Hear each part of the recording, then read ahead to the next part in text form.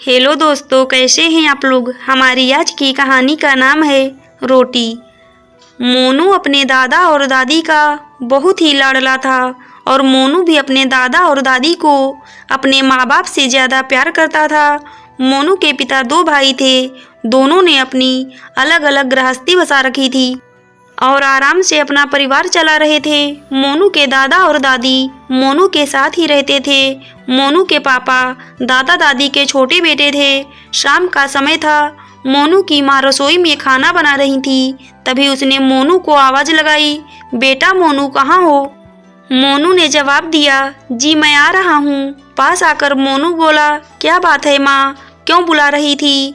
तो माँ बोली, खाना तैयार है, दादी से बोलो दादाजी के लिए खाना ले जाएं और वह भी खा लें आकर। तो मोनू बोला, माँ आप खाना परोस दो, मैं दे आऊँगा। क्यों दादी जी को परेशान करोगी। माँ ने मोनू की तरफ देखते हुए मुस्कुराकर कहा, बहुत दर्द है दादी का।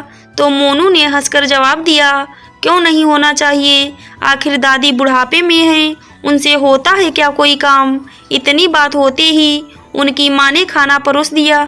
बेटा खाना लेकर दादा दादी के पास पहुंचा और बोला, दादाजी दादी जी चलो, दोनों लोग खाना खा लो। थाली रखते हुए मोनू ने पानी का जग आगे बढ़ाया और दोनों के हाथ साफ कराकर खाना खिलाने लगा। तभी उनके दादाजी, आह मोनू क्या हुआ दादाजी। कुछ नहीं, बाजरे के आटे की रोटी है ना, तो मेरे दांतों से कटती नहीं। क्या करे, बुढ़ापे के दांत जो हैं, ये आपने पहले क्यों नहीं बताया। मैं गेहूं के आटे की रोटी माँ से कहकर बनवा देता। मुझे लगा शायद सर्दियों की मौसम की वजह से आपको बाजरे के आटे की रोटी पसंद है, इसलिए माँ ने बनाई होगी। नहीं बेटा, मुझसे तो यह रोटी कटती ही नहीं। मैंने तो पहले भी कई बार दादी से मना करवाया था, पर बहू ने ध्यान ही नहीं दिया। इतना सुनते ही मोनू को बहुत बुरा लगा कि जानते हुए भी माँ ने दादाजी के लिए बाजरे की रोटी बनाई।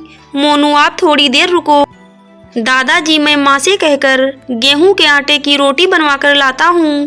दादाजी बोले, अरे रहने दो बेटा, कहाँ अब इतने समय बहू को परेशान करोगे, हम लोग यहीं खा लेंगे, और वैसे भी हम तो रोज़ ही यहीं खाते हैं। कहते हुए दादा और दादी ने खाना खा लिया। किस तरह दोनों लोग खाना खा रहे थे। मोनू दुखी मन से उन्हीं को देख रहा था।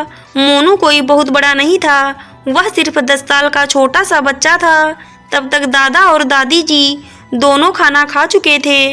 मोनू खाली बर्तन लेकर अंदर गया तो देखा कि माँ खाना बनाकर रसोई समेट रही थी। बेटा को देखकर बोली, चल अब मोनू तू भी खाना खा ले, और थाली परोसकर बेटा के आगे बढ़ा दी। थाली को देखते ही मोनू को बहुत तेज गुस्सा आया, क्योंकि थाली में गेहूं के आटे से बनी रोटियां थी। देखते ही मोनू बोला, मुझे नहीं खाना। माँ बोली, अरे क्यों नहीं खाना, खाने का तो समय है, खाना खा लो, भूख लगी होगी। चिल्लाकर बोला, ऐसा क्यों करती हो माँ, आप बहुत बुरी हो। मेरे लिए गेहूं के आटे की बनी रोटियां और दादी जी और दादाजी के लिए बाजरे के आटे से बनी रोटियां। आप जानती हो ना, बुढ़ापे की वजह से वो रोटियां उनसे नहीं कटती। तो माँ बोली, मैं क्या करूं, इतनी महंगाई में कहाँ से लाऊं सबके लिए गेहूं। तो मोनू बोला, उन दो लोगों से ही आपके सारे गेहूं खत्म हो जाते हैं क्या। कल से आप मेरे हिस्से की गेहूं के आटे से बनी रोटी दादाजी और दादी जी को दे देना, और उनके हिस्से की रोटी जो कि आप बाजरे से बनाती हो वह मेरे लिए रख देना। रोते हुए बोला, अगर आपने ऐसा नहीं किया तो जब मैं बड़ा हो जाऊंगा तब मैं भी यही आपके साथ भी करूंगा।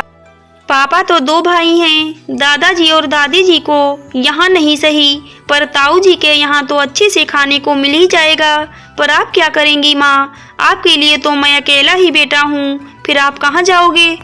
बेटे की बात सुनकर मानो मोनू की माँ को जोर का झटका सा लगा हो। आखिर मेरे 10 साल के बच्चे में इतनी समझ कहाँ से आई। इसने तो मेरी आंखें ही खोल दी, आंखों पर पड़ी बेवकूफ़ी की पट्टी हटा दी।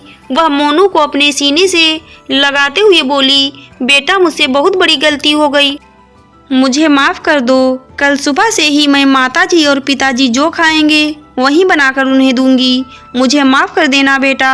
कहते हुए वह अपने किए पर बहुत शर्मिंदा हुई और शर्म की वजह से मानो उसकी नज़रें नीचे से ऊपर मोनू की तरफ भी नहीं उठ पा रही थी, क्योंकि उसे एहसास हो गया था कि वह कितना गलत कर रही थी। उसे ज़्यादा समझदार तो उसका 10 साल का बच्चा मोनू है, जिसमें बुढ़ापे की कगार पर चल रहे माँ बाप की परेशानी को समझा, जो कि वह अभी तक नहीं समझ पा रही थी।